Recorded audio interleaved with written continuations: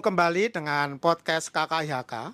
Kali ini sebenarnya kita masih melanjutkan refleksi atas tanggapan dari seruan pastoral KWI, tetapi mungkin dari perspektif yang lain, karena kalau KWI itu mengeluarkan seruan pastoral memperingati Hari Kebangkitan Nasional, tetapi pada bulan yang sama, yaitu bulan Mei, sebenarnya bangsa Indonesia sedang memperingati Hari Reformasi juga, yang sudah 28 tahun berjalan. Nah, kali ini kita akan mendalami, menceritakan kembali apa yang sebenarnya dialami kalau kita mendengarkan Reformasi 98. Nah, dengan tema yang akan kita angkat, itu adalah hidup dalam kerahiman dan keadilan sosial di Indonesia.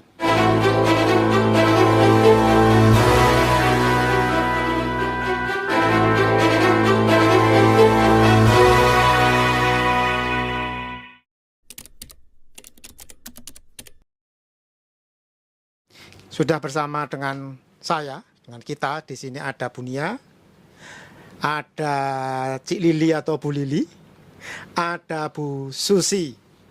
Nah, kita akan berbagi cerita bagaimana sebenarnya ingatan kita, memori kita kalau kita mendengarkan Reformasi 98. Nah, kita memang bukan orang politik gitu ya, tetapi kita kalau bicara soal Reformasi 98 selalu akan terkait dengan masalah politik. Kita rakyat biasa, tetapi meskipun biasa, dimanapun kita masih akan terkait, masih akan tersentuh, masih akan terhubung oleh berbagai macam persoalan-persoalan politik di Indonesia. Termasuk kita ingin mencoba memahami lebih jauh apa sebenarnya hasil dari Reformasi 98 setelah 28 tahun. Mengapa KWI lalu mengeluarkan seruan pastoral yang seolah-olah Reformasi 98 mengalami sebuah kemunduran yang luar biasa. Nah, saya mau mulai dari siapa ini, Bu? Oh, yang ini yang pegang pertama kali, Bu Lili. Kalau kita mendengar Reformasi 98 gitu ya, Ibu waktu itu di mana? Apakah bisa diceritakan sedikit pengalaman Ibu ketika Reformasi 98 itu, dan apa yang masih selalu teringat sampai sekarang, Bu? Reformasi 28 tahun yang lalu itu kebetulan memang lokasi rumah itu di daerah kota, di Jalan Pangeran Tubagus Angke. Karena hari itu saya ingat banget tanggal 11 Mei 1998. Sore itu ya memang kan saya hari itu ada pulang mengajar les privat. Terus hari itu kok saya lihat ini bus-bus besar yang tidak biasanya lewat di jalan utama Pangeran Tubagus Angke itu, tiba-tiba kok lewat di sini banyak sekali. Biasanya itu lewat Jalan Raya Latu Menten yang mengarah ke Grogol. Nah, hari itu wah, ada apa ini? Terus ya papa juga kayaknya pulang dari toko itu, pulang agak pagian. Ya seperti ya orang perang gitu.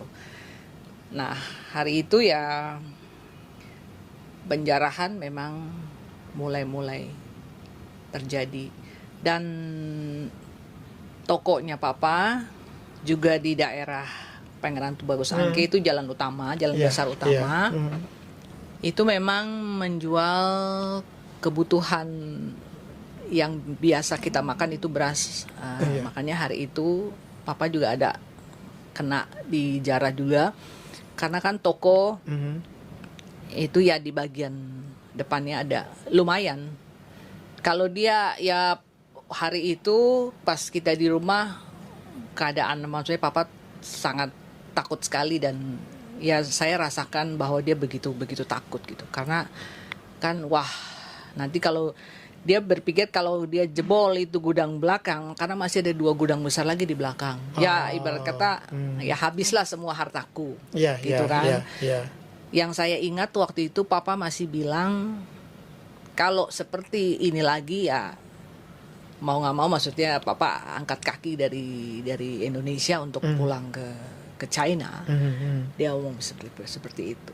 Oh. Dan saya juga sangat merasakan papa sangat takut sekali, sangat ya pokoknya hari itu memang benar-benar muka dia pucat dan drop, maksudnya ini sekali, sangat takut sekali. Iya, Bapak cerita nggak Bu Lili, siapa yang menjarah dan bagaimana proses penjarahan itu dilakukan? Waktu itu karena papa udah pulang, karena kita kan rumah dan toko itu terpisah, tapi bisa dicapai dengan jalan kaki sekitar 15 menit. Iya, iya. Di toko itu pun itu masa kecil kita orang, karena tinggal di situ semenjak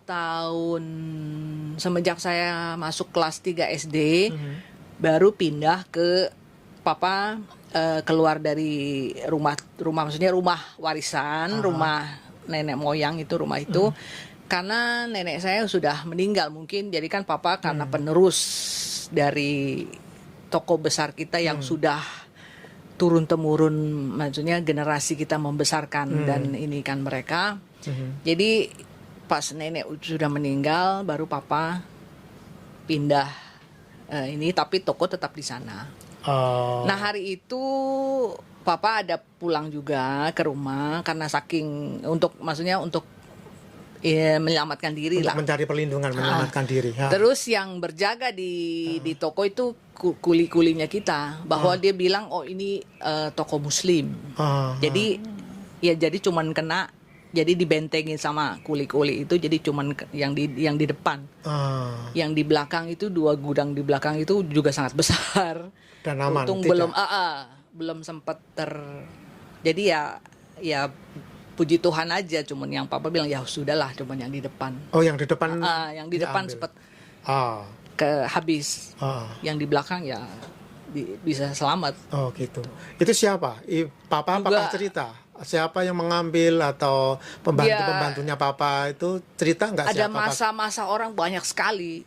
Entah dari mana. Entah dari mana. Seperti ada yang provokasi, penjarahan yang kita nggak berani keluar, pas sampai malam itu pun kelihatan sekali tuh kan banyak mobil kan banyak dibakar.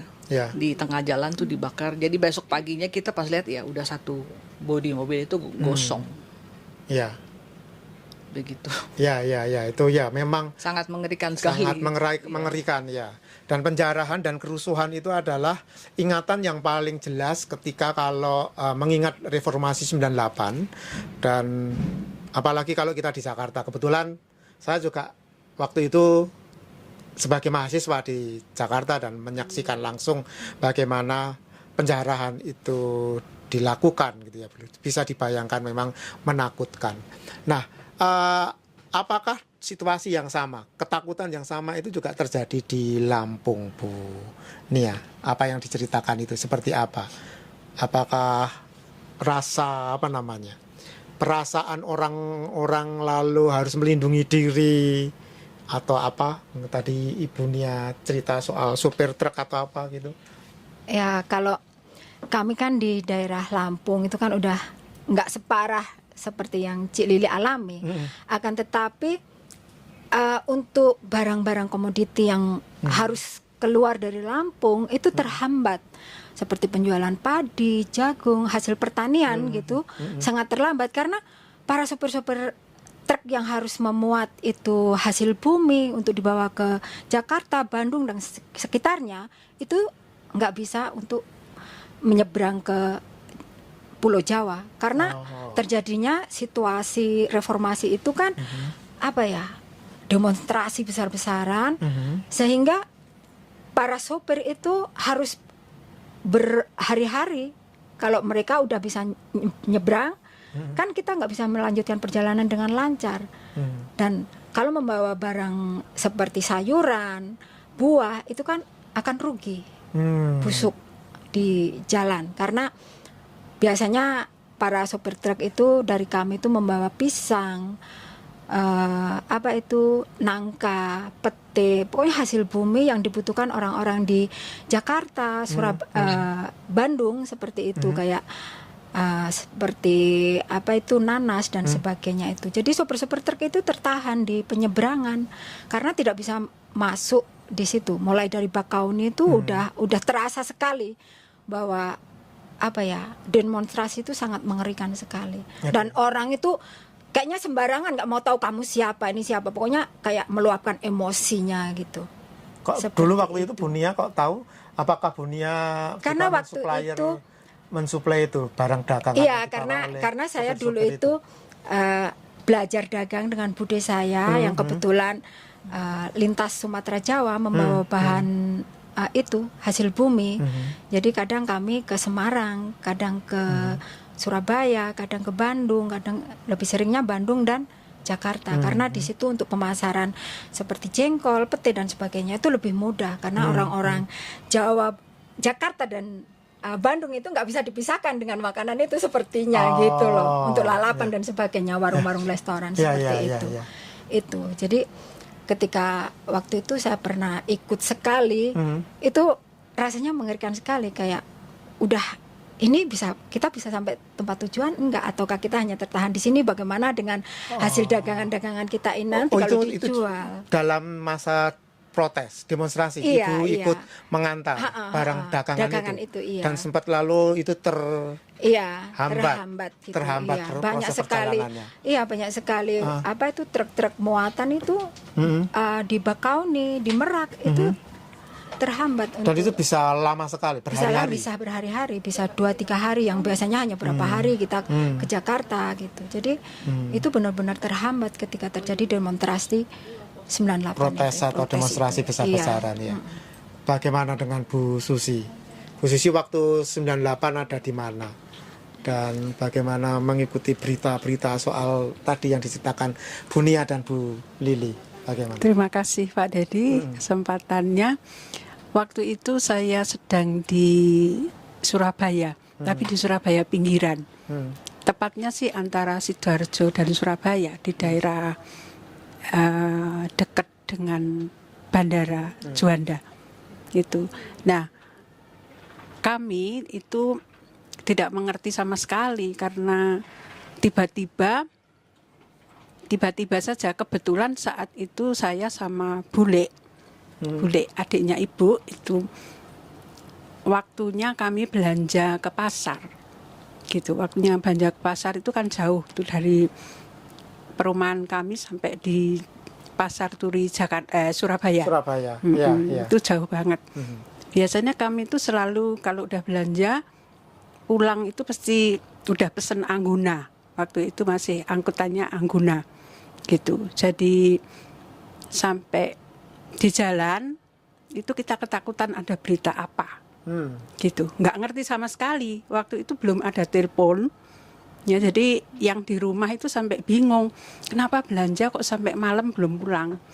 Karena itu diarahkan, nggak tahu kita dibawa kemana, yang penting aman dulu. Jadi bukan lewat jalur seperti jalur yang Angguna biasanya sampai ke rumah kami gitu. Jadi sampai di rumah akhirnya dengan selamat karena kita di pinggiran kan Pak, itu daerah situ bukan di itu terjadinya kan di kota, di kota Surabaya. Jadi dari situlah kami langsung buka TV kan, lihat TV, lihat berita itu sampai di rumah karena rumah Bule dengan rumah saya itu deketan. Jadi saya pulang ke rumah sendiri.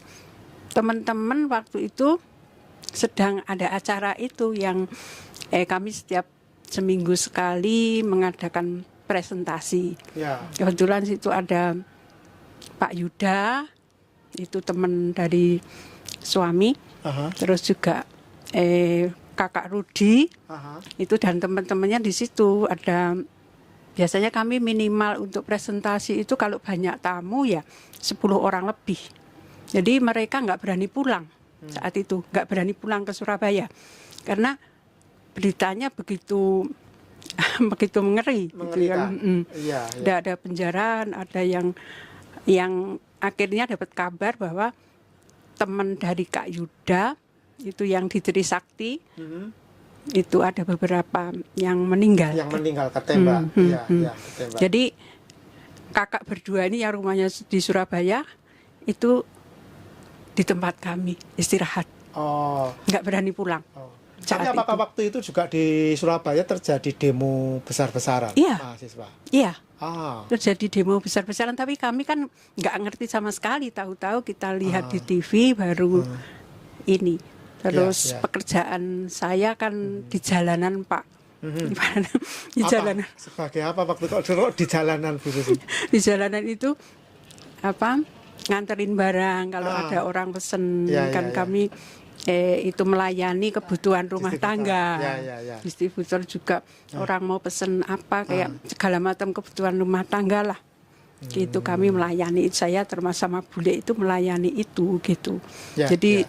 sepeda motoran berdua tuh ke sana kemari gitu. Jadi saat itu beberapa hari sampai 1 minggu kita nggak berani keluar. Dan itu terasa sekali ya. Kemudian jalan sepi, orang tidak mau keluar. Tidak, gitu terutama anak kos saya punya ada 7 anak kos. Itu mbak-mbak yang dari Nganjuk, itu tersama dari Jogja. Itu kita punya satu rumah itu kita banyak nampung untuk kos kerja di pabrik. Ya. Nah, mereka pun kayaknya itu juga nggak kerja, saya lupa berapa hari nggak kerjanya, tapi hampir 1 minggu itu. Karena pabrik-pabrik, daerah kami kan daerah pabrik, daerah situ. Oh, Pada lalu takut. Takut lalu sementara Iya, beroperasi iya, pabriknya. tidak beroperasi Iya, ditutup itu. semacam itu. Ya, Jadi ya. kami cuma ada di rumah ya lihat TV kayak gitu. Jadi kejadiannya jauh dari tempat kami sih di Surabayanya itu. Oke, Gitu. terima kasih Bu Terima Susi. kasih. Nah, kembali ke Bu Lili. Bu Lili, tadi Ibu kan mengawali cerita ya memang ketakutan yang dialami oleh papanya Bu Lili dan juga ketakutan banyak orang di Jakarta dan ternyata di Surabaya mengalami yang sama, di Lampung juga mengalami yang sama gitu ya. Barangkali mungkin katakanlah seorang Indonesia melihat bahwa apa yang terjadi di Jakarta itu memang menakutkan karena protes besar sekali, lalu demo mahasiswa di mana-mana dan lalu terjadi kerusuhan. Nah, apakah Bu Lili melihat sesuatu gini, protes itu kemudian menimbulkan perasaan sebagai orang Indonesia yang membutuhkan perubahan atau tidak waktu itu? Karena kan protesnya kan waktu itu kan bukan karena semata-mata ingin protes, tapi kan menentang pemerintah, kebijakan rejim Soeharto waktu itu. Bagaimana menurut Bu Lili? Apakah di tengah ketakutan itu sempat terbersit bahwa ini memang protes itu sesuatu yang diperlukan untuk menjatuhkan rejim atau bagaimana? Ya, waktu itu sih belum, kita nggak berpikir sampai ke situ. Karena yang terdengar desas-desus adalah itu kan kaum minoritas yang sebagai kambing hitam. Kambing hitamnya, kambing hitam kan. Ya mungkin awalnya dari pertama mahasiswa Trisakti itu yang 3 orang, beberapa orang ketembak itu. Ketembak, ya. Nah dari situ baru mungkin ya rakyat merasa harus menggulingkan pemerintahan Soeharto, baru bisa untuk negara ini berkembang gitu Pak Dini. Tapi apakah memang penggulingan atau ya reformasi 98 memang tidak bisa kita hindarkan dari sejarah di mana Presiden Soeharto yang sudah memerintah 32 tahun lalu mundur atau dipaksa mundur dipaksa ya. turun. Apakah memang Ibu juga merasakan bahwa waktu itu situasi pemerintahan memang mendesak untuk diganti atau Soeharto lengser, katakanlah begitu? Apakah Ibu memandang hal yang sama? Ya belum berpikir ke arah sana waktu itu, Pak. Karena kan ya kita sebagai umat kaum minoritas kan cuman taunya kan papa berdagang. Jadi untuk hal-hal yang politik itu tidak pernah terpikirkan ke arah sana. Ya. Jadi memang itu karena enggak, ya. Jadi memang ya berdagang saja, tidak ada sesuatu yang terkait dengan apakah politik, saya memutuskan atau mendukung politik tertentu. Selama gitu ini ya. kan pemerintahan Soeharto kan juga baik-baik saja. Jadi aman-aman saja ya. Itu asal mulanya dari mana kita juga belum jelas juga. Waktu itu. Belum mengerti lah. Bu Lili mahasiswa ya? Kuliah? 98 SMA udah lulus. Oh. Udah lulus. Iya. Kejadian itu. Terus setelah dari itu kan sempat pengen ke Malaysia juga kan. Tapi ya kembali lagi. Gitu. Pikir pengen ya kalau ya sempat takutnya kan yang di desas-desus kan akan terjadi lagi kan, Pak. Waktu itu pada kejadiannya kan bulan Mei. Iya, betul, Mei. Terus desas-desus katanya mau terjadi lagi. Terus papa suruh mama, adik saya, ya pokoknya yang perempuan-perempuan untuk keluar lagi dari Jakarta. Makanya pernah ke Hong Kong juga sampai 1 bulan putar-putar sempat ke China juga, ke tempat kan papa masih punya kakak. Dari saudara mama juga masih ada. Jadi kita keliling. Jadi untuk menghindari yang didesas-desuskan akan terjadi lagi seperti peristiwa yang Mei itu. Jadi memang kabar yang menyertai aksi protes itu, lalu aksi kekerasan dan penjarahan itu lalu membuat banyak orang tidak pasti hidupnya, termasuk terutama bagi kaum minoritas itu ya. Dan desas-desus itu kencang sekali dan maka lalu membuat keluarga Bu Lili keliling. Yang perempuan-perempuan gitu loh, Pak. Karena kan juga terdengar desas-desus isu pemerkosaan. Iya. Sampai bandara aja sampai ya tiket berapapun mahal pun mereka berani bayar dan pokoknya banyak yang lari dari Indonesia. Terus yang menurut desas-desus teman-teman yang pernah kan kita ada teman dari Amerika juga begitu, mereka pun ambil suaka pun karena kejadian Mei itu juga. Yang Chinese itu kan. Begitu, Pak. Apakah Bu Lili sampai Hong Kong karena juga itu?